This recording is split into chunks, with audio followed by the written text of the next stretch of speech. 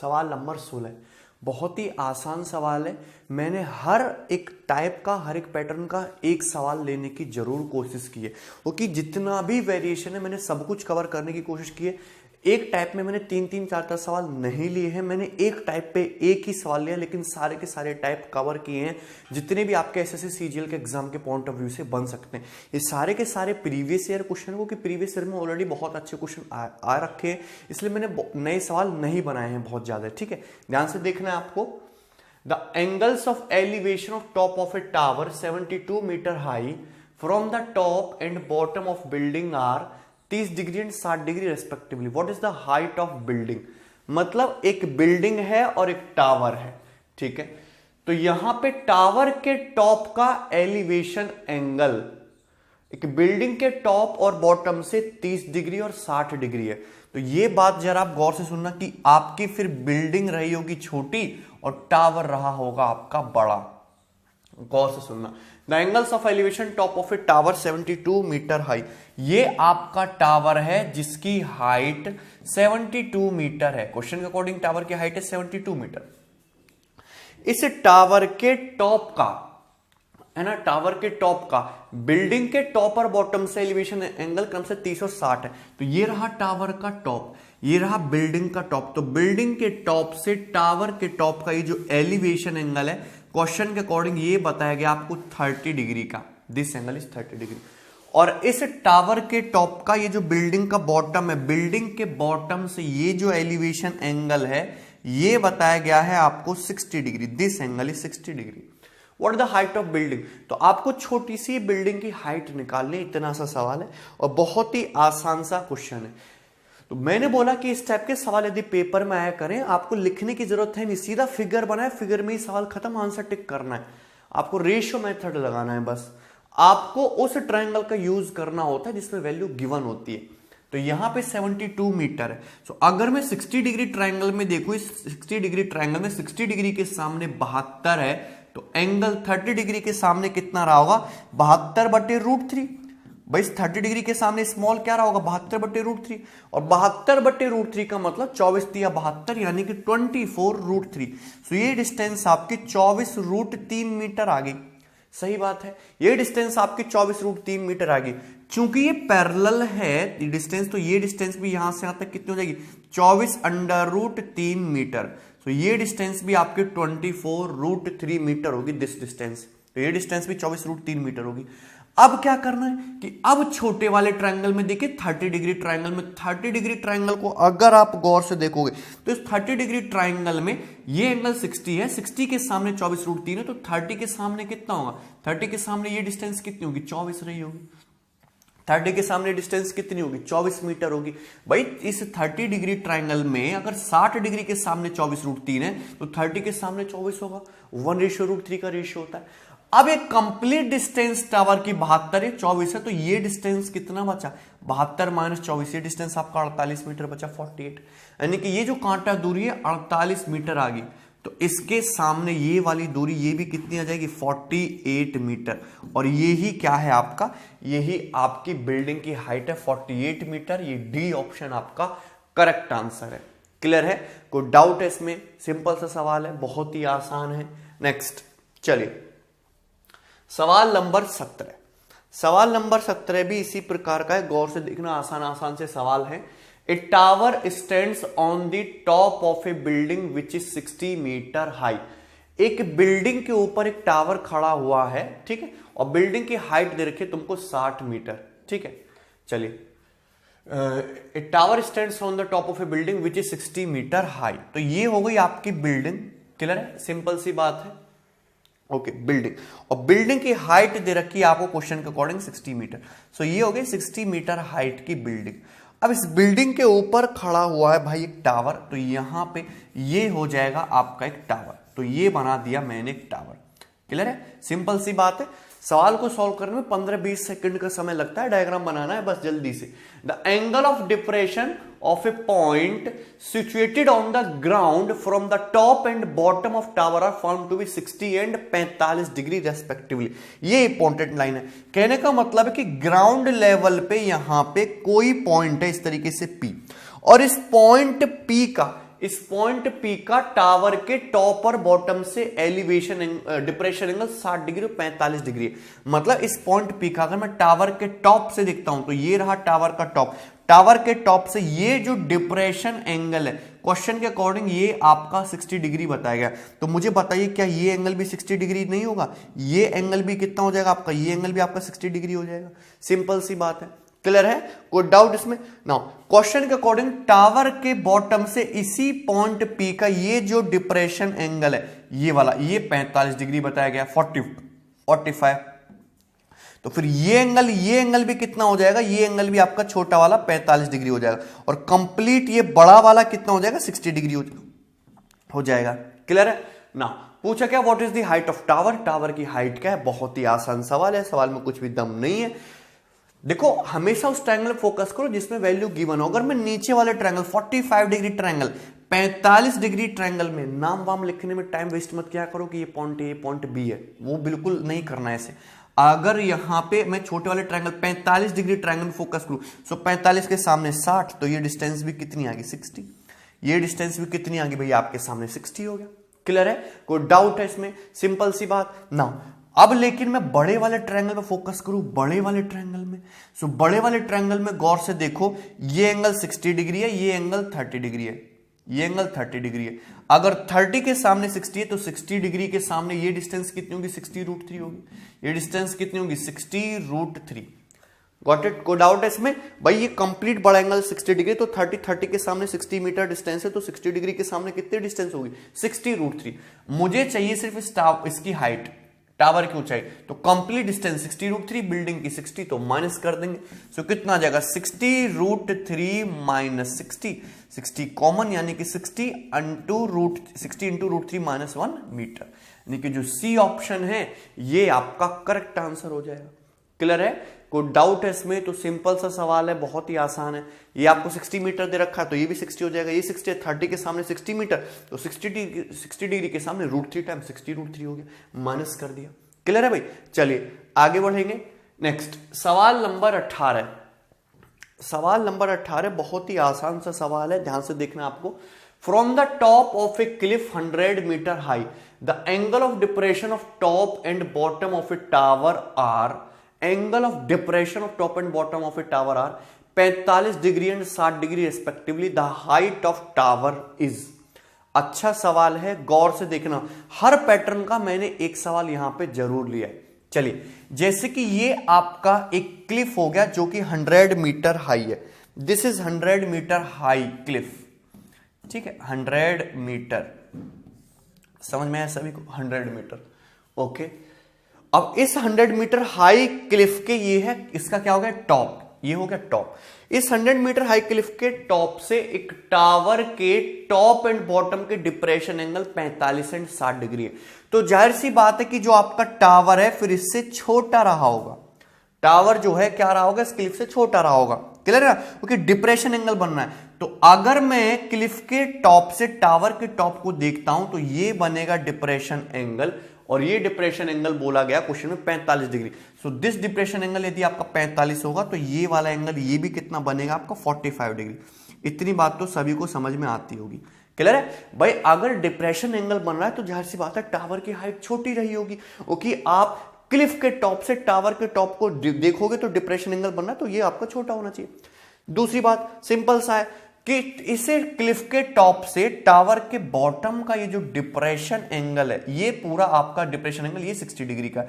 तो अगर ये 60 डिग्री का है तो ये एंगल भी फिर आपका कितने डिग्री का रहा होगा? ये एंगल भी आपका 60 डिग्री का होगा।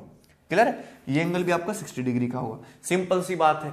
चलिए, the height of the tower is, tower की हाइट मतलब ये डिस्टेंस आपको बताने की टावर की हाइट क्या है। क्लियर है? कोई डाउट है इसमें? तो सिंपल सा सवाल है। अगर ध्यान से देखो तो छोटे वाले इसमें 60 डिग्री ट्रायंगल में, 60 डिग्री ट्रायंगल में 60 के सामने 100 है, तो 30 के सामने डिस्टेंस कितना हो जाएगा? 100/√3 मीटर, 100/√3 मीटर। क्लियर है? कोई डाउट है इसमें? ये सिंपल सा सवाल था, कुछ भी नहीं था इसमें। गौर से देखिए, अगर 60 डिग्री ट्रायंगल में देखो, ये 60 है, ये 90 है, ये 30 है। 60 के सामने 100 है तो 30 डिग्री के सामने 30 डिग्री एंगल है, कितना हो जाएगा 100/√3। अगर ये 100/√3 मीटर है तो मुझे बताओ ये डिस्टेंस कितनी, ये भी तो 100/√3 मीटर है, ये भी तो 100/√3 मीटर है। क्लियर है, कोई डाउट? नाउ अब इस 45 डिग्री ट्रायंगल में गौर से देखो, ये 100/√3 है, तो ये डिस्टेंस ये भी कितनी है, ये आपका 100/√3 है, ये भी आपका 100/√3 है, 100/√3। क्लियर है, कोई डाउट है इसमें? ये भी 100/√3 हो गया। नाउ अब क्या चाहिए आपको? आपको चाहिए हाइट ऑफ टावर। तो हाइट ऑफ टावर अगर पूरा कंप्लीट 100/√3 है तो मुझे बताओ कि ये कांटा डिस्टेंस कितनी बचेगी? ये कांटा डिस्टेंस बचेगी 100 - 100/√3, 100 - 100/√3। क्लियर है, कोई डाउट है इसमें? सिंपल सी बात है, 100 - 100/√3। ठीक है, क्लियर है। अगर ये कांटा ड्यूटी 100 - 100/√3 है तो ये टावर की हाइट ये भी कितनी हो जाएगी? 100 - 100/√3, और यही आपका करेक्ट आंसर हो जाएगा। क्लियर है, तो ये आगे टावर की हाइट। यहां से क्या करते हैं हम, 100 कॉमन ले लेते हैं, ब्रैकेट में बचेगा 1 - 1/√3 जो कि हो जाएगा √3 - 1/√3। क्लियर है भाई, तो 100/√3 इंटू √3 - 1 मीटर, यानी कि ये जो फर्स्ट ऑप्शन है ये आपका करेक्ट आंसर हो जाएगा। क्लियर है, कोई डाउट इसमें? सिंपल सा सवाल है, बहुत ही ज्यादा आसान। नेक्स्ट सवाल नंबर 19। सवाल नंबर 19 गौर से देखिए, इंपॉर्टेंट क्वेश्चन है, इंपॉर्टेंट क्वेश्चन है, ये अभी तक नहीं पूछा गया है पेपर में और इसी टाइप का सवाल है, आ सकता है, ध्यान से देखना। The angle of elevation of top of the building from the foot of the tower is 30 degree and the angle of elevation of top of the tower from the foot of the building is 60 degree. If the tower is 50 meter high, then find the height of building. building की height क्या है? ठीक है, तो देखो यहां पे सबसे पहले तो आपको ये पता होना चाहिए कि दो चीजें, एक है टावर, एक है बिल्डिंग। तो सबसे पहले ये पता होना चाहिए कि बड़ा छोटा कौन सा है, कौन बड़ा है कौन छोटा है। क्वेश्चन में मुझे टावर की हाइट दी है 50 मीटर और मुझे पूछे बिल्डिंग की हाइट। ऑप्शन देखो तो सारे के सारे ऑप्शन 50 से छोटे हैं, तो यानी कि ये बात तो मैं वैसे सीधी सीधी भी कह सकता हूं कि अगर यहां पे टावर की हाइट 50 मीटर है, ये अगर टावर है, टावर की हाइट अगर 50 मीटर है तो जाहिर सी बात है बिल्डिंग जो है, बिल्डिंग की जो हाइट है वो 50 मीटर से थोड़ा कम रही होगी, तो ये सपोज आपकी बिल्डिंग हो जाएगी और ये हो जाएगा ग्राउंड लेवल। टावर और बिल्डिंग एक ग्राउंड लेवल पे है। क्लियर है, कोई डाउट है? वैसे भी आपको यहां पे दिमाग लगाना था, the angle of elevation of top of the building from the foot of tower is 30 degree. Clear है, and the angle of elevation of top of the tower from the foot of building is 60 degree. The tower is 50 metre height, तो ये है 50 metre height tower और वो है building. Clear है, अब question में ये बोला गया है कि building the angle of elevation of top of the building from the foot of tower is 30 degree. Tower के फुट से, ये टावर का फुट, टावर के फुट से बिल्डिंग के टॉप का ये जो एलिवेशन एंगल है, ये एलिवेशन एंगल कितना है? 30 डिग्री, मतलब छोटा है, ये छोटा है। क्लियर है, और ये भी बोला गया है कि ये बिल्डिंग जो है, बिल्डिंग के फुट से, बिल्डिंग के फुट से angle of elevation of top of tower from the foot of building is 60 degree. Building के फुट से टावर के टॉप का ये जो एलिवेशन एंगल है ये बड़ा है, यानी कि 60 डिग्री है। तो जाहिर सी बात है अगर ये 60 डिग्री बन रहा है तो आपके टावर की हाइट ज्यादा रही होगी। क्लियर है, कोई डाउट है इसमें किसी को? तो सिंपल सा सवाल है, आप देख सकते हैं कैसे इसका डायग्राम बनाना है। तो पहले आपको ये सोचना पड़ेगा, ऐसा नहीं कि ये डायग्राम थोड़ा स्केल से बनाना है, मतलब डायग्राम में कंफर्म होना चाहिए कौन लेंथ बड़ी है कौन लेंथ छोटी है, उसी के हिसाब से आपको एंगल्स बनाने। अच्छा, पूछा क्या find the height of building, तो बिल्डिंग की हाइट क्या है? बिल्डिंग की हाइट निकालने में कोई दिक्कत नहीं है, बस आपको डायग्राम बनाना था। तो सबसे पहले इस 60 डिग्री ट्रायंगल में देखो, 60 डिग्री ट्रायंगल में, 60 डिग्री ट्रायंगल में 60 के सामने 50 है, 60 के सामने 50 है, तो ये एंगल 30 डिग्री का है। 30 डिग्री के सामने कितना रहा होगा? 30 डिग्री के सामने रहा होगा 50/√3 मीटर, 50/√3 मीटर। क्लियर है, कोई डाउट है इसमें किसी को? फिर से देखना, 60 डिग्री के सामने 50 मीटर है, तो 30 डिग्री के सामने √3 यानी कि 50/√3 मीटर। क्लियर है। नाउ अब छोटे वाले ट्रायंगल में देखो, 30 डिग्री ट्रायंगल में ये रहा 30 डिग्री एंगल, ये 30 डिग्री एंगल है, तो जाहिर सी बात है आपका 60 डिग्री रहा होगा, तो 60 के सामने 50/√3 है, 60 डिग्री के सामने 50/√3 है, तो 30 डिग्री के सामने इसका भी √3 यानी कि 50/√3, और उसका भी बाई रूट 3। समझे आप? 60 डिग्री के सामने 50/√3 का भी 50/√3 दे रखा है, तो 30 के सामने और भी स्मॉल लेंथ होगी तो बाई√3। तो कितना हो जाएगा? 50/√3 यानी कि 50/3 मीटर। और 50/3 मीटर का मतलब 16 सही 2/3 मीटर। तो 16:2/3 मीटर ये आपके इस क्वेश्चन का करेक्ट आंसर हो जाएगा, जो कि आपका फर्स्ट ऑप्शन। तो first option is your the height of the tower is 300 metre when its top is seen from top of another tower then the angle of elevation is 60 degree. ठीक है, देखिए बहुत आसान है। आपके पास एक टावर है जिसकी हाइट 300 मीटर है, आपके पास एक दूसरा भी टावर है जिसकी हाइट पूछी हुई है क्वेश्चन में, लेकिन ऑप्शन में देखो कि दूसरे टावर की हाइट जो है पहले टावर की हाइट से कम है। तो ऐसे डायग्राम बना लेंगे सिंपल सा। ठीक है, कि एक टावर तो ये हो गया आपका जिसकी हाइट है 300 मीटर, दूसरा टावर उससे छोटा हो गया ना। अब क्वेश्चन में ये बोला गया है when its top is seen from top of another tower the angle of elevation is 60 degree. जब इस टावर के टॉप को दूसरे टावर के टॉप से देखा जाता है तो एंगल ऑफ एलिवेशन, ये जो एंगल ऑफ एलिवेशन बनता है ये कितने डिग्री का है? 60 डिग्री का। This angle of elevation is 60 degree. Okay, the horizontal distance between the basis of two towers is 120 metre.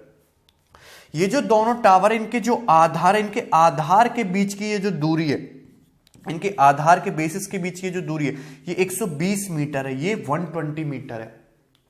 तो आपसे स्मॉल टावर की हाइट पूछिए, जो छोटे टावर है इसकी हाइट ये आपसे पूछिए कि स्मॉल टावर की हाइट क्या है। क्लियर है? कोई डाउट है इसमें? तो यार ये तो बहुत ही सिंपल सा सवाल है, पेपर का पूछा हुआ है, मेंस के पेपर का, कि अगर ये 120 मीटर है, मैंने पहले बोला कि उस सवाल में उस ट्रायंगल में कैलकुलेशन करो जिसमें लेंथ गिवन हो। अगर 120 मीटर है तो ये भी कितना होगा आपका? 120 मीटर होगा कि नहीं? बताइए, कोई दिक्कत? सो ये लेंथ कितनी आएगी? 120 मीटर। सिंपल सा है। अब ना इस ट्रायंगल में देखो, 60 डिग्री ट्रायंगल में 30 के सामने कितना है? 120। 30, ये एंगल 30 का है ना, 30 के सामने 120, तो 60 डिग्री के सामने ये डिस्टेंस कितना हो जाएगा? 120√3। 60 डिग्री के सामने डिस्टेंस कितना हो जाएगा? 120√3 मीटर। यानी कि ये जो कांटा डिस्टेंस है, ये वाली जो कांटा डिस्टेंस है 120√3 आ गई। तो फिर ये कितना बचा? ये बचेगा 300 - 120√3। अगर ये डिस्टेंस 300 - 120√3 है तो ये टावर की लंबाई ये भी कितनी हो जाएगी? 300 - 120√3। आप समझे क्या हुआ भाई? पूरे बड़े टावर की लंबाई 300 मीटर है, ये 120√3 मीटर है, तो ये डिस्टेंस कितना बचा? 300 - 120√3, इसमें से घटा देंगे, इतनी मीटर ये लेंथ आएगी। तो इस टावर की लंबाई ये बराबर, ये दोनों, तो 300 - 120√3 मीटर आ गया। ये आपका आंसर हो जाएगा। पर ऑप्शन आपके थोड़े सिंप्लीफाई करके दे रखे हैं, तो कुछ नहीं करना। यहां से कॉमन क्या आ रहा है? 60 कॉमन आ रहा है। ब्रैकेट में क्या बचेगा? 5 - 2√3, 5 - 2√3, 5 - 2√3, तो 60 इंटू, अच्छा √3 का मतलब कितना होता है? 1.7, तो 17 दूनी 34 और 33.4, 5 में 3.4 क्या, तो 1.6, तो 16 छिक्कम 96, 96 से थोड़ा सा छोटा आएगा आंसर, यानी कि जो सी ऑप्शन है ये आपका करेक्ट आंसर हो जाएगा। भाई अप्रोक्सीमेटली मैंने कैलकुलेशन कर ली क्योंकि ऑप्शन काफी दूर दूर है, तो 96 से थोड़ा सा छोटा आएगा। √3 को 1.7 रखोगे तो 1.7 इंटू 2 सा 3.4, 5 - 3.4 1.6 आएगा। 1.6 इंटू 60, 96 से थोड़ा सा कम आएगा आंसर, तो 92.4 ये आपका करेक्ट आंसर हो जाएगा, सी ऑप्शन। ठीक है, इस तरीके से आपको सवालों को करना है। सीधा देखिए क्या है, मैं कुछ लिखता हूं, कुछ भी नहीं, सीधा डायग्राम बनाया और आंसर लिख दिया, आ गया आंसर। ठीक है, तो मैटर ये नहीं करता कि आप सवाल सॉल्व कर ले रहे हो हाइट एंड डिस्टेंस के, मैटर ये करता है कि जो आपकी 3 में से, देखिए एक सवाल तो ऐसा आएगा जिसमें आपको पेन उठाने की भी जरूरत नहीं पड़ेगी। 2 सवाल हो सकता है थोड़े अच्छे हो, लेकिन आपको तीनों के तीनों सवाल 1 से 1.5 मिनट के अंदर पढ़ने भी है, डायग्राम भी बनाने, सॉल्व भी करने, मार्क भी करने और आगे भी बढ़ना है। इतना फास्ट आपको होना पड़ेगा, इसलिए मैं इतने क्वेश्चंस प्रैक्टिस करा रहा हूं, और मैंने हर एक टाइप का एक सवाल लेने की जरूर कोशिश की, कोई भी पैटर्न मैंने नहीं छोड़ा। इससे ज्यादा सवाल बनेंगे ही नहीं एसएससी एग्जाम के पॉइंट ऑफ व्यू से। हाँ, आईआईटी में बेशक बहुत टफ सवाल बनते हैं, लेकिन वो हम कर नहीं रहे, हमें तो एसएससी करना है। ठीक है, चलिए नेक्स्ट सवाल नंबर 21। सवाल नंबर 21 देखिए, बहुत ही आसान और बढ़िया सवाल है। Golu is standing off some distance from a 60 metre tall building. Golu है वो एक 60 मीटर टॉल बिल्डिंग से कुछ दूरी पर खड़ा है। तो ये आपकी एक बिल्डिंग होगी जिसकी हाइट है 60 मीटर। ये एक बिल्डिंग होगी, इस बिल्डिंग की हाइट है 60 मीटर। अब इस बिल्डिंग से कुछ डिस्टेंस पर आपका ये गोलू भैया खड़ा है, तो यहां पे हो गया गोलू। और उस गोलू की जो हाइट बोली है क्वेश्चन में, वो बोली है 1.8 मीटर। तो गोलू जो है वो 1.8 मीटर टॉल है। Now when Golu walks towards the building then the angle of elevation from his head becomes 45 degree from 60 degree. ठीक है, अब गोलू क्या करता है कि कुछ दूरी आपका बिल्डिंग की तरफ चलता है। तो गोलू बेचारा यहां से सपोज यहां पे आ गया, यहां से सपोज गोलू आपका यहां पे आ गया ना। लेकिन हुआ क्या, कहानी ये चेंज होगी कि अब गोलू के हेड से इस बिल्डिंग के टॉप का जो एलिवेशन एंगल है वो 45 डिग्री से 60 डिग्री चेंज हो गया। यानी कि पहले बन रहा था ये एलिवेशन एंगल आपका कितना, 45 डिग्री। और अब गोलू के इसी हेड से इस पॉइंट का बिल्डिंग के टॉप का एलिवेशन एंगल ये 60 डिग्री हो गया। क्लियर है, वो 45 डिग्री से 60 डिग्री हो जाता है। क्लियर है। How much distance Golu cover towards the building. तो गोलू ने बिल्डिंग की तरफ कितनी डिस्टेंस कवर की है। क्लियर है। From his head become 60 degree from 45 degree. तो यहां पे उल्टा होगा, 60 डिग्री फ्रॉम 45 डिग्री, ये हो जाएगा ना। 45 डिग्री से कितना हो जाता है, 60 डिग्री हो जाता है। बिकम 60 डिग्री फ्रॉम 45 डिग्री, 45 से 60 हो गया। आपसे पूछा है कि how much distance Golu cover towards the building. Golu ने बिल्डिंग की तरफ कितने डिस्टेंस कवर किए। देखिए बहुत ही आसान सा है, अगर ये 1.8 मीटर है, ये 1.8 है, तो जाहिर सी बात है ये भी 1.8 मीटर ही रहा होगा। गोलू की लंबाई जो है 1.8 बता रखी है। पूरी बिल्डिंग की जो लंबाई है वो 60 है, तो 60 माइनस 1.8, 60 माइनस 1.8 यानी कि ये डिस्टेंस कितनी हो जाएगी आपकी 58.2 मीटर। 58.2 मीटर। तो दिस डिस्टेंस इज 58.2 मीटर यहां से यहां तक। ये आपके 58.2 मीटर दे रखी।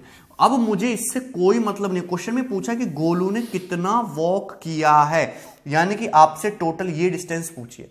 इतनी डिस्टेंस आपसे पूछे कि 45 डिग्री से 60 डिग्री तक एंगल हो जाने में गोलू ने कितनी डिस्टेंस चली है। क्लियर है। नाउ अब देखिए मैंने आपको बता रखा है इस टाइप के सवाल को कैसे करते हैं। इस वाले ट्रायंगल में देखिए 60 डिग्री के सामने 58.2 है, तो 30 डिग्री के सामने कितना होगा 58.2 by root 3 metre. 58.2 by root 3 metre. Clear है, कोई डाउट है। 58.2 बाई रूट 3 मीटर। नाउ इस वाले ट्रायंगल में देखिए 45 डिग्री ट्रायंगल है, 45 डिग्री के सामने ये 58.2 है, तो बताइए ये डिस्टेंस भी यहां से यहां तक कंप्लीट कितनी होगी 58.2 ही होगी, 58.2 ही होगी। तो गोलू ने कितनी डिस्टेंस वॉक करी है, इतनी डिस्टेंस। तो ये डिस्टेंस कितनी आ गई, माइनस कर देंगे सिंपल सा, 58.2 minus 58.2 by root 3, 58.2 by root 3 ये आ जाएगा। क्लियर है। पूरा कंप्लीट कितना है 58.2, उसमें से माइनस कर देंगे 58.2 बाई रूट 3। अच्छा 58.2 को कैसे लिख सकते हो 19.4 इंटू 3, 19.4 इंटू 3। क्लियर है। तो यहां पे आ जाएगा 58.2 माइनस 19.4। अच्छा रूट 3 से 3 कितने टाइम्स कट जाएगा, ये रूट 3 टाइम्स, ये आ जाएगा। क्लियर है। अब देखिए यहां से कॉमन क्या आ जाएगा, दोनों से 19.4 कॉमन आ जाएगा, तो यहां क्या बचेगा 3 और यहां पे क्या बचेगा आपका रूट 3। सो 19.4 इंटू 3 माइनस रूट 3 मीटर, यानी कि जो बी ऑप्शन है ये आपका करेक्ट आंसर हो जाएगा। क्लियर है, कोई डाउट है इसमें। तो सिंपल सा सवाल है, बहुत ही ज्यादा आसान क्वेश्चन है। नेक्स्ट सवाल नंबर 22। सवाल नंबर 22 देखिए बहुत ही बढ़िया सवाल है, इजी क्वेश्चन है सारे, एकदम एग्जाम पॉइंट ऑफ व्यू से रिलीवेंट हैं। A flag of height 4 metre is standing on the top of the building. आपके पास एक झंडा है, आपके पास एक झंडा है जिसकी हाइट 4 मीटर है, वो एक बिल्डिंग के टॉप पे है। तो इस तरीके से भाई ये आपका झंडा हो गया सपोज, और झंडे की जो हाइट है क्वेश्चन के अकॉर्डिंग वो आपको 4 मीटर दे रखी है। The angle of elevation of top of the flag from a point x is 45 degree and angle of elevation of top of the building from point x is 30 degree. तो बहुत ही आसान सा है कि यहां पे ग्राउंड लेवल पे suppose कोई पॉइंट हो गया x और इस पॉइंट एक्स से झंडे के ये जो टॉप है, फ्लैग के टॉप का एलिवेशन एंगल जो है ये कितना दिया है 45 डिग्री, ये दिया है 45 डिग्री, दिस एंगल इज 45। और इसी पॉइंट एक्स से ये जो बिल्डिंग का ये जो टॉप है, इस बिल्डिंग के टॉप का ये जो एलिवेशन एंगल है ये दिया आपको 30 डिग्री, सो ये दिया आपको 30 डिग्री। क्लियर है?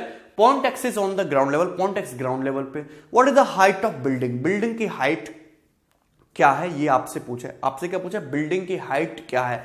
तो देखिए बहुत ही आसान सवाल है, कुछ भी नहीं है इस क्वेश्चन में, गौर से समझना। अगर सपोज मैं बिल्डिंग की हाइट को क्या मान लेता हूं, ये h मान लेता हूं कि बिल्डिंग की हाइट h है। सिंपल सा क्वेश्चन है, बिल्डिंग की हाइट आपको निकालनी, तो बिल्डिंग की हाइट h है। अब छोटे वाले ट्रायंगल में फोकस करो, छोटे वाले ट्रायंगल में, छोटे वाले ट्रायंगल में अगर आप इस छोटे वाले ट्रायंगल को देखो तो 30 डिग्री है, 30 डिग्री के सामने h है, तो ये 60 डिग्री है। 60 डिग्री के सामने ये डिस्टेंस कितना होगा h√3। 60 डिग्री के सामने डिस्टेंस कितना होगा h√3। क्लियर?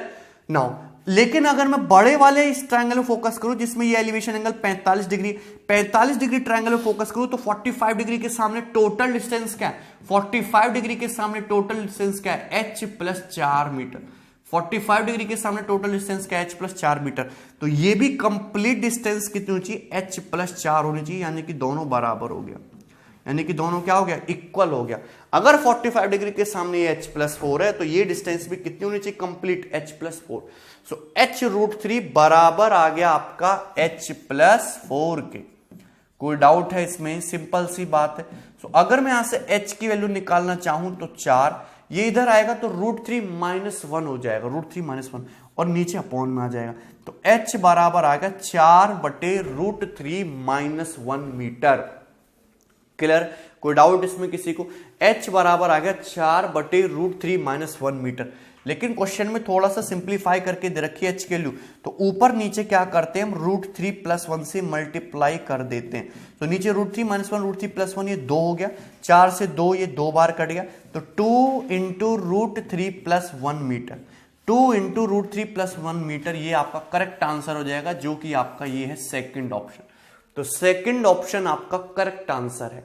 क्लियर? तो देख सकते हैं कितना आसान सा सवाल है, मुश्किल से आपको डायग्राम बनाना, 1-2 लाइन लिखनी और क्वेश्चन आपका सॉल्व। चलिए आगे बढ़ेंगे। नेक्स्ट सवाल नंबर 23, एंड सवाल number 23 is most important question है। ठीक है, ये शायद आपकी जेट या IFT के पेपर का आया हुआ है, आपके पेपर में भी आ सकता है, ध्यान से समझना। A flag pole on the top of a mall building is 75 metre high. एक झंडा है जो एक मॉल बिल्डिंग के टॉप पे है, 75 मीटर ऊंचा है। To an observer at a height of 400 metre, the mall building and the pole subtend in equal angle theta. ठीक है, height of mall building is 325 metre. Okay, तो गौर से देखना, आपके पास है एक मॉल बिल्डिंग, इधर बनाता हूं मैं, ये होगी आपकी मॉल बिल्डिंग, तो ये होगी मॉल बिल्डिंग। इस मॉल बिल्डिंग की हाइट क्वेश्चन के अकॉर्डिंग दे रखी है 325 मीटर, 325 मीटर। स्मॉल बिल्डिंग की हाइट जो है क्वेश्चन के अकॉर्डिंग कितनी दे रखी है 325 मीटर। सिंपल सी बात है। अब स्मॉल बिल्डिंग के ऊपर एक फ्लैग पोल है, तो ये हो गया आपका फ्लैग पोल, और इस फ्लैग पोल की हाइट क्वेश्चन के अकॉर्डिंग दे रखी है 75 मीटर। इस फ्लैग पोल की जो हाइट है वो दे रखी है 75 मीटर। अब एक ऑब्जर्वर है, एक दर्शक है जो कि 400 मीटर की हाइट पर है, तो ये हो गया भाई आपका ग्राउंड लेवल, ये हो गया आपका ग्राउंड लेवल। ठीक है, अब एक दर्शक एक ऑब्जर्वर है जो कि ग्राउंड लेवल से 400 मीटर की हाइट पर है, तो जो दर्शक होगा वो कहां पे होगा, वो यहां पे हो जाएगा, बिल्कुल जस्ट इसके सामने आ जाएगा ये दर्शक। कैसे सामने आ जाएगा, वो कि 325 + 75 ये भी 400, और जो आपका ऑब्जर्वर भी है ये भी आपका ग्राउंड लेवल से 400 मीटर की हाइट पर ही है, तो दोनों एकदम आमने सामने हो जाएंगे। क्लियर है? कोई डाउट है इसमें किसी को? To an observer at a height of 400 metre, the mall building at the pole subtend equal angle theta. अब क्वेश्चन के अकॉर्डिंग ये बोला गया कि जो मॉल बिल्डिंग है और ये जो पोल है ये इक्वल एंगल बनाते हैं थीटा। तो पोल जो एंगल बना रहा है ऑब्जर्वर की आई पे, ये बना रहा है, ये एंगल थीटा हो गया, ये एंगल थीटा हो गया। क्लियर है। जबकि ये जो मॉल बिल्डिंग है, तो मॉल बिल्डिंग का बॉटम ये, मॉल बिल्डिंग का टॉप ये, तो ये जो मॉल बिल्डिंग ऑब्जर्वर की आई पे ये जो एंगल बनाएगी, ये एंगल भी कितना है, थीटा। दोनों इक्वल एंगल थीटा सबटेंड कर रहे हैं, तो ये इस क्वेश्चन का फिगर बनेगा। Then find the horizontal distance of the observer from the pole. तो आपको हॉरिजेंटल डिस्टेंस बतानी है ऑब्जर्वर की पोल से, यानी कि आपको ये डिस्टेंस बतानी कि ये डिस्टेंस क्या मान लेते हैं इसको x, ये डिस्टेंस x क्या है ये बतानी है। हॉरिजेंटल डिस्टेंस बतानी है ऑब्जर्वर की पोल से, ये स्मॉल x, ये बताना है आपको। क्लियर है।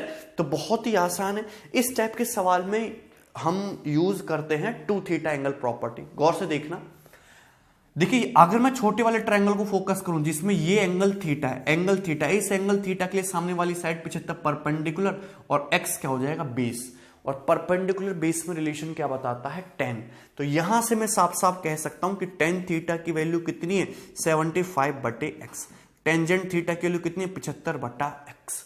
क्लियर है, सिंपल सी बात है। लेकिन अगर मैं बड़े वाले ट्रायंगल के लिए फोकस करूं, बड़े वाले ट्रायंगल कौन सा, जिसमें ये एंगल आपका थीटा प्लस थीटा यानी कि 2 थीटा, जिसमें आपका ये जो कंप्लीट एंगल है 2 थीटा। अगर मैं इस एंगल के लिए बात करूं तो ये इस एंगल 2 थीटा के लिए सामने वाली साइड है 75 प्लस 325, 400 परपेंडिकुलर और x बेस, यानी कि मैं कह सकता हूं कि tan 2 थीटा कितना आ जाएगा आपका 400/x परपेंडिकुलर बटा बेस। tan 2 थीटा कितना आ जाएगा 400/x। क्लियर है, कोई डाउट है इसमें किसी को, सिंपल सी बात है। नाउ tan 2 थीटा मेरा आ गया 400/x। तो टेंजेंट ऑफ 2 थीटा और tan थीटा मेरे पास है। टेंजेंट 2 थीटा का फॉर्मूला सभी को पता होगा, 2 tan थीटा बटे 1 माइनस tan स्क्वायर थीटा। लेकिन tan थीटा की वैल्यू क्या है 75/x, तो ये यहां पे रख देंगे 2 tan थीटा बटे 1 माइनस tan स्क्वायर थीटा बराबर 400/x, ये आ जाएगा। बताइए कोई डाउट है इसमें, सिंपल सा है। यहां से आपको सॉल्व करके x की वैल्यू तो निकालनी, बस इतना ही तो सवाल था। देखिए x से x कट जाएगा यहीं पे, 75 दूनी 150 और 400, तो 50 से 150 3 बार, 50 से 400 ये 8 बार, तो 3/8 इधर आ जाएगा। तो 3/8 इक्वल हो जाएगा 1 माइनस 75/x के होल स्क्वायर के। क्लियर है, गुड आउट। तो 75/x का होल स्क्वायर इधर आ जाएगा। क्लियर है, और ये उधर, सो 1 माइनस 3/8 कितना आ जाएगा 5/8। 1 माइनस 3/8 कितना आ जाएगा आपका 5/8। बोलिए कोई दिक्कत है। 75/x का होल स्क्वायर कितना आ जाएगा 5/8। आपको यहां से x की वैल्यू निकालनी, तो गौर से देखना, अगर मैं ऊपर नीचे 2 से मल्टीप्लाई कर दूं तो कोई दिक्कत है। 75/x का होल स्क्वायर बराबर 10/16 हो गया। अंडरूट ले लो, तो 75/x बराबर, अंडरूट लेंगे तो 5 दूनी 10, 10 का अंडरूट कितना आ जाएगा अंडरूट 10, नीचे 8 दूनी 16, 16 का अंडरूट लेंगे तो कितना आ जाएगा 4। क्लियर है, कोई डाउट है इसमें किसी को, सिंपल सी बात। तो यहां से x की वैल्यू कितनी आ जाएगी 75 चौका कितना आ जाएगा 300/√10, 300/√10। सो x आ गया 300/√10। 300/√10 इसको सिंप्लीफाई कर दोगे तो 30 2 साम 10, 10 √10 से 10 √10 टाइम्स कट जाएगा। तो आंसर कितना आ जाएगा 30/10, 30/10। ये आपका करेक्ट आंसर हो जाएगा इस क्वेश्चन का। क्लियर है, तो देख सकते हैं कितना सिंपल सा सवाल था और कैसे इसको आपको सॉल्व करना है। tan थीटा आपको गिवन है, आपको tan 2 थीटा है, दोनों में फॉर्मूला रिलेशन आपको पता है, वहां पे ये अप्लाई कर दिया और आपका आंसर आ गया। बहुत ही बढ़िया, शानदार और इंपॉर्टेंट क्वेश्चन है, आपके पेपर में भी आ सकता है। चलिए आगे बढ़ेंगे। नेक्स्ट सवाल, सवाल नंबर 24, सवाल number 24। The angle of elevation of the top of an unfinished pillar at a point 150 metre from its basis 30 degree. ठीक है, the height that the pillar must be raise so that the angle of elevation at the same point may be 45 degree is. ठीक है, आपके पास एक unfinished pillar है, मतलब आप एक खंबा बनाने की कोशिश कर रहे थे, आप एक स्तंभ बनाने की कोशिश कर रहे थे, आधा अधूरा ही बन गया, बीच में काम रुक गया, ये इतना ही बन पाया, थोड़ा सा और आगे इसको बढ़ना था। ठीक है, और इस स्तंभ के बेस से 150 मीटर की दूरी पर, इस स्तंभ के बेस से, इस पिलर के बेस से 150 मीटर की दूरी पर कोई पॉइंट है, कोई पॉइंट है, और उस पॉइंट से इस अनफिनिश्ड पिलर के टॉप का जो एलिवेशन एंगल है वो कितना है 30 डिग्री। ये कितना एलिवेशन एंगल 30 डिग्री है। इतनी सी बात है, सभी को समझ में आ रहा होगा यहां तक, क्लियर है, कोई डाउट? एक आप खंबा बनाने की कोशिश कर रहे थे तो आधा अधूरा ही बन पाया और थोड़ा सा बढ़ाना था इसको। अब इस खंबे के बेस से 150 मीटर की दूरी पर किसी बिंदु से इस अनफिनिश्ड पिलर के टॉप का ये जो एलिवेशन एंगल है ये कितना है 30 डिग्री। क्वेश्चन में बोला कि पिलर की हाइट को कितना और बढ़ाया जाए जिससे कि सेम इसी पॉइंट से एलिवेशन एंगल 45 डिग्री हो जाए। कहने का मतलब है पिलर की हाइट को, ये पिलर की हाइट को कितना और बढ़ाया जाए, ये कितना और अबव किया जाए पिलर की हाइट को, जिससे कि सेम इसी पॉइंट से इस पिलर के, अब ये जो टॉप है, टॉप का एलिवेशन एंगल 30 डिग्री से चेंज होकर ये कितना हो जाए 45 डिग्री हो जाए। कितनी हाइट को और बढ़ाना चाहिए, दैट मीन्स आपको ये डिस्टेंस निकाले, इतना ही तो बढ़ाना पड़ेगा। क्लियर है, सिंपल सी बात है। देखिए सवाल में अब कुछ दम है ही नहीं, सवाल तो बहुत ही आसान है। ये छोटा वाला ट्रायंगल देखिए, ये एंगल कितने का है 30 डिग्री का। अगर ये एंगल 30 डिग्री का है तो जाहिर सी बात है एंगल 60 डिग्री का। तो अगर 60 डिग्री के सामने 150 मीटर है तो 30 डिग्री के सामने 150/√3 मीटर, 30 डिग्री के सामने 150/√3 यानी कि 50√3 मीटर रहा होगा। कितना हो जाएगा 50√3 मीटर, ये आ जाएगा 50√3। क्लियर है, सिंपल सी बात। लेकिन अगर मैं बड़े वाले ट्रायंगल में फोकस करूं जिसमें कंप्लीट एंगल 45 है तो ये डिस्टेंस 150 मीटर, तो ये कंप्लीट डिस्टेंस यानी कि पूरे पिलर की लंबाई 150 मीटर होगी, 150 मीटर होगी ना, ये भी 150 ये भी 150।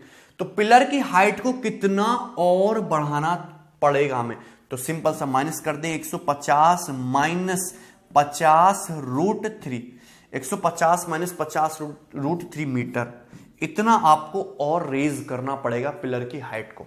सो यहां से क्या 50 कॉमन आ गया, ब्रैकेट में बचेगा 3 माइनस √3 मीटर। आंसर आपको सिंप्लीफाई करके दे रखा है थोड़ा सा, लेकिन ऑप्शन काफी दूर दूर है तो हम कोई दिक्कत वाली बात है नहीं। √3 का मतलब 1.7, 3 माइनस 1.7 यानी कि अप्रोक्सीमेटली 1.3। तो 13 पंजे 65 के आसपास आना चाहिए, 65 के आसपास। एक ही ऑप्शन 65 के आसपास है, फर्स्ट ऑप्शन। क्लियर है, सिंपल सी बात है, तो बहुत ही आसान आंसर क्या हो जाएगा इसका, फर्स्ट ऑप्शन। क्लियर, कोई डाउट? सिंपल सा क्वेश्चन है।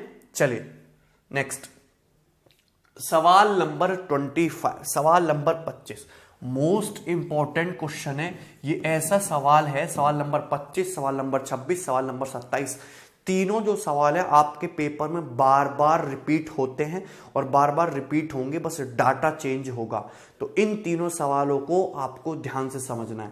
क्लियर है, चलिए। In navy captain going away from a light house at a speed of 4√3-1 metre per second. एक नेवी कैप्टन है जो एक लाइट हाउस से दूर जा रहा है 4√3- मीटर पर सेकेंड की चाल से। He observed that, उसने ऑब्जर्व किया, it takes him 1 minute to change the angle of elevation of top of lighthouse from 60 degree to 45 degree. तो देखिए बहुत ही आसान सा सवाल है। ये मैं बनाता हूं यहां पे डायग्राम पहले कि ये है आपका light house. So this is your light house, गौर से देखना, ये आपका लाइट हाउस होगा और ये लाइट हाउस पे ये जल रही है लाइट, ये लाइट हाउस की लाइट होगी। क्लियर है। अब एक नेवी कैप्टन है जो 4√3-1 मीटर पर सेकेंड की स्पीड से क्या कर रहा है, इस लाइट हाउस से दूर की तरफ जा रहा है 4√3-1 मीटर पर सेकेंड की चाल से। वो ऑब्जर्व करता है कि एंगल ऑफ एलिवेशन को कितना 60 डिग्री से 45 डिग्री तक चेंज होने में उसे 1 मिनट का समय लगा। तो सपोज नेवी कैप्टन यहां पे है, कहीं पे ग्राउंड लेवल पे इस तरीके से होगा और लाइट हाउस के टॉप का एलिवेशन एंगल जो है इस समय 60 डिग्री है। इस समय लाइट हाउस के टॉप का जो एलिवेशन एंगल है वो कितना है 60 डिग्री। अब ये जो नेवी कैप्टन है ये लाइट हाउस से दूर की तरफ जा रहा है, दूर की तरफ जा रहा है, यहां पे इस तरीके से चलता रहा और किसी एक दूसरे पॉइंट पे पहुंच गया। उसने पाया कि अब इस पॉइंट से लाइट हाउस के ये जो लाइट है एंगल है ये कितना हो गया आपका 45 डिग्री हो गया। ये एलिवेशन एंगल चेंज होकर 60 डिग्री से कितना हो गया 45 डिग्री हो गया। और ये पता है, उसने ऑब्जर्व किया कि 60 डिग्री से 45 डिग्री एंगल ऑफ एलिवेशन होने में उसे कितना समय लगा, 1 मिनट का समय लगा। तो मैं ये कह सकता हूं कि यहां से यहां तक की डिस्टेंस उस नेवी कैप्टन ने 1 मिनट में कवर करी है। यहां से यहां तक की डिस्टेंस उस नेवी कैप्टन में 1 मिनट में कवर करी है, 1 मिनट में। क्लियर है? तो आपसे पूछा लाइट हाउस की हाइट क्या है, तो लाइट हाउस की ऊंचाई यानी कि आपसे ये डिस्टेंस पूछे कि ये डिस्टेंस कितनी। तो देखिए सिंपल सा बता सकते हैं, यहां पे आपको नेवी कैप्टन की स्पीड दे रखी है 4 इंटू √3 - 1 मीटर पर सेकेंड, ये स्पीड है। नेवी कैप्टन को 60 डिग्री से 45 degree angle of elevation change करने में 1 मिनट यानी कि 60 सेकंड का समय लगता है।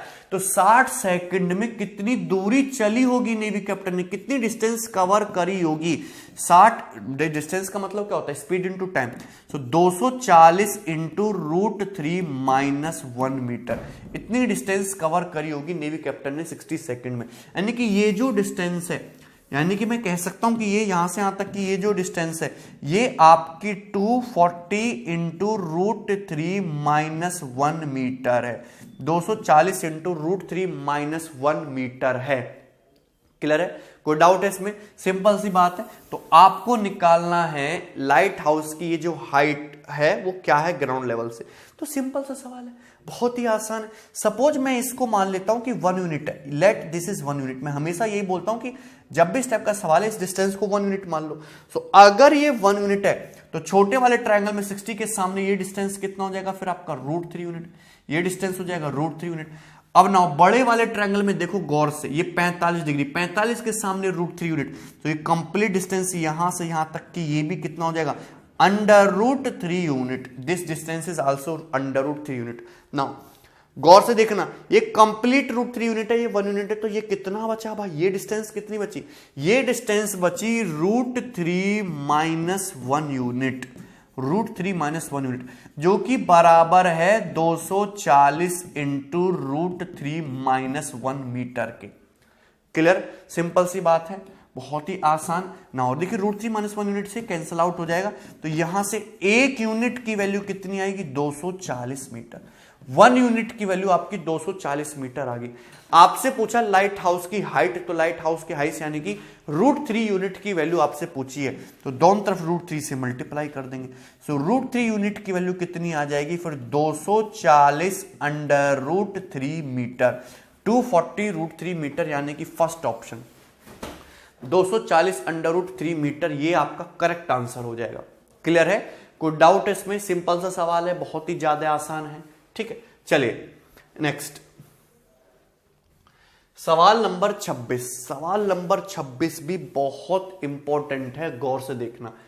ए पर्सन, ये मोस्ट इंपॉर्टेंट सवाल है, आईआईटी से लेके यूपी बोर्ड में, सीबीएसई बोर्ड में, एनसीईआरटी में, हर जगह ये सवाल आपको देखने को मिल जाएगा। क्लियर है? A person from the top of A hill observes A vehicle moving towards him at a uniform speed. ठीक है, एक पर्सन है जो पहाड़ की चोटी पर बैठा हुआ है, तो ये हो गया पहाड़ और ये हो गया पहाड़ की चोटी, और पहाड़ की चोटी पे एक थाली आदमी इस तरीके से बैठा हुआ है। ठीक है, वो ऑब्जर्व करता है एक व्हीकल को जो उसकी तरफ आ रही है एक समान चाल से।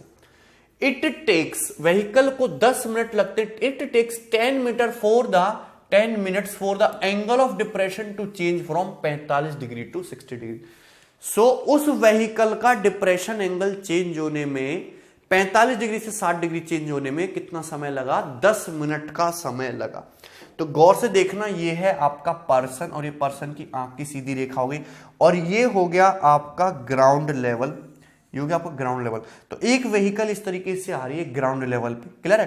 तो सपोज व्हीकल अभी यहां पे है, व्हीकल अभी यहां पे है। क्लियर है? तो ऑब्जर्वर इस तरीके से ऑब्जर्व कर रहा है व्हीकल को, तो एलिवेशन एंगल, ये सॉरी डिप्रेशन एंगल 45 डिग्री का है, तो ये एंगल भी फिर आपका बताओ कितने डिग्री का रहा होगा, ये एंगल भी आपका 45 डिग्री का रहा होगा। दिस एंगल भी 45 डिग्री का रहा होगा। ये सपोज पॉइंट ए है, पॉइंट ए पे गाड़ी का जो व्हीकल का जो डिप्रेशन एंगल है वो 45 डिग्री है, तो दिस एंगल इस 45 से भी 45 हो गया। अब व्हीकल जो है इसकी तरफ आ रही है ऑब्जर्वर की तरफ, यहां पे सपोज आगे पॉइंट बी पर, पहाड़ी की तरफ आ रही है। तो पॉइंट बी से अब डिप्रेशन एंगल देखा इस ऑब्जर्वर ने, तो अब ये डिप्रेशन एंगल ये थोड़ा सा इस तरीके से बढ़ गया, तो ये एंगल अब डिप्रेशन एंगल 60 डिग्री हो गया, तो ये एंगल भी कितना हो जाएगा आपका 60 डिग्री। तो दिस एंगल इज अगेन, ये एंगल भी कितना हो गया 60 डिग्री। क्लियर है, कोई डाउट इसमें? सिंपल सी बात है। सो आपसे पूछा है after this the time required by the vehicle to reach the bottom of the hill. मतलब इस टाइम के बाद पॉइंट बी से, ये है हिल, ये हिल है और ये हिल का बॉटम है, यानी कि पूछा गया क्वेश्चन में कि पॉइंट बी से पॉइंट सी पर पहुंचने में, इस वाले पॉइंट से हिल के बॉटम तक पहुंचने में गाड़ी को कितना समय और लगेगा, ये आपसे पूछा। गाड़ी को कितना समय लगेगा, जबकि आपको ये पता है कि पॉइंट ए से पॉइंट बी तक जाने में व्हीकल को कितना समय लगा है, व्हीकल को 10 मिनट का समय लगा है। पॉइंट ए से पॉइंट बी तक जाने में व्हीकल को कितना समय लगता है, 10 मिनट का समय लगता है, डिप्रेशन एंगल 45 डिग्री से 60 डिग्री चेंज होने में। तो आप बताइए कि पॉइंट बी से व्हीकल के हिल के बॉटम तक जाने में कितना समय और लगेगा। तो सिंपल सा सवाल है, मैंने बता रखा कि जब भी इस टाइप का सवाल पेपर में आएगा हमेशा इस डिस्टेंस को क्या मान लीजिए आप, 1 यूनिट मान लीजिए। Let's say suppose this distance is 1 unit. Clear है, वर्बली आप इस सवाल को सॉल्व कर लो कि 1 यूनिट है। अगर ये डिस्टेंस 1 यूनिट है तो 30 डिग्री के सामने 1, तो 60 डिग्री के सामने ये डिस्टेंस कितना हो जाएगा, √3 यूनिट। 60 डिग्री के सामने ये डिस्टेंस कितना हो जाएगा भाई आपका, √3 यूनिट हो जाएगा। क्लियर है, 60 डिग्री के सामने डिस्टेंस √3 यूनिट हो जाएगा।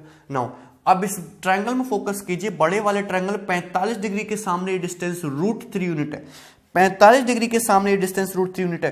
तो कंप्लीट डिस्टेंस मुझे बताओ यहां से यहां तक ये भी कितनी हो जाएगी, क्या ये भी √3 यूनिट नहीं होगी? सो ये डिस्टेंस भी √3 यूनिट हो गया। अब ये कंप्लीट √3 1 यूनिट है, तो ए से बी तक की डिस्टेंस कितनी बची, ए से बी तक की डिस्टेंस बची √3 - 1 यूनिट। ए से बी तक की डिस्टेंस बची √3 - 1 यूनिट। अब मुझे ये पता है कि व्हीकल को ए से बी तक 45 से 60 डिग्री डिप्रेशन एंगल जाने में √3 - 1 यूनिट चलनी पड़ती है, और √3 - 1 यूनिट की डिस्टेंस वो व्हीकल कवर करती है 10 मिनट में, 10 मिनट में। क्लियर है, 10 मिनट में। तो आपसे ये पूछा है कि जस्ट ये बताओ कि पॉइंट बी से पॉइंट सी तक यहां पे 60 डिग्री डिप्रेशन एंगल से हिल के बॉटम तक जाने में कितना समय और लगेगा, यानी कि 1 यूनिट डिस्टेंस कवर करने में कितना समय लगेगा। बी से सी तक कितना डिस्टेंस है, 1 यूनिट। सो 1 यूनिट जाने में कितना समय और लगेगा, 10/√3 - 1 मिनट। ये आपका करेक्ट आंसर होगा, 10/√3 - 1 मिनट। क्लियर है, कोई डाउट है इसमें? सिंपल सा सवाल है, बहुत ही आसान है। तो आपका आंसर आएगा 10/√3 - 1। थोड़ा इसको सिंप्लीफाई कर लोगे तो ऊपर नीचे √3 + 1 से मल्टीप्लाई करोगे, नीचे √3 - 1/√3 + 1, ये 2 हो गया। तो 10 दूनी 5, 2 से 10 5 बार कट गया। √3 + 1 यानी कि 2.732। क्लियर है, कोई डाउट इसमें? सिंपल सा सवाल है, मिनट में आएगा ना आंसर। सो 2.732 में मल्टीप्लाई करोगे तो ये कितना, 5 × 2.7, 13.5 मिनट।